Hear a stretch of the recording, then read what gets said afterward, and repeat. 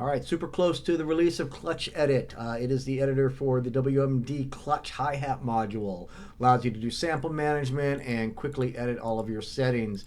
Um, all of the main functionalities in place. I'm just doing a little bit of cleanup here. Next big project I'm working on is reorganizing the look of all of these things here, group them accordingly, you know, an FX section with the chorus and the DJ filter and all that stuff. So that'll hopefully look really nice. This is pretty much done how it's going to be. Same with effects, no big deal. And samples are pretty much done. So there's some other options.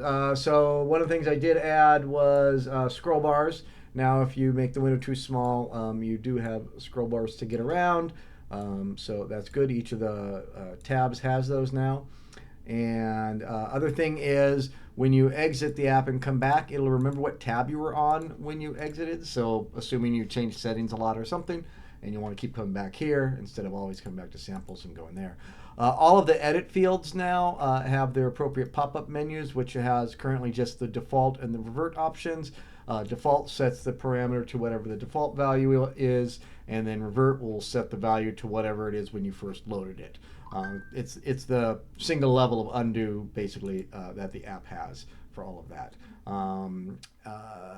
So yeah, so patterns, these guys have the same thing, default and revert for each of the steps. The length actually has a couple of different ones. You can reset just the length to the default to the revert, or you can do the length and all of the steps, so from here as well. So those two menus, these guys again just default and revert for the effects. Samples, there's no default because there's no, just no sample is the default. But I got swap, delete, and revert on here. I just thought people might make this mistake maybe on putting the wrong samples in their open and close sounds. So this is a quick way to swap them. You can delete the sample, and you can, of course, revert it before to what it was before edited. And as a reminder, all edits are non-destructive.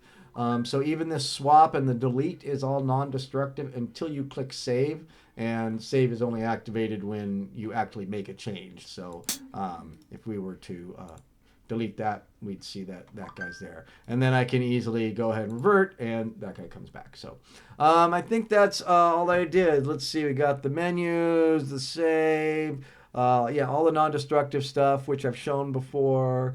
All the sample pop-ups were the pop-ups, we just added those. Got that, it remembers. Oh, and not that anybody knows, but I actually missed one of the fields here, and I got that added on. So hopefully be less than a week before I do the 1.0 release. And yeah, looking good.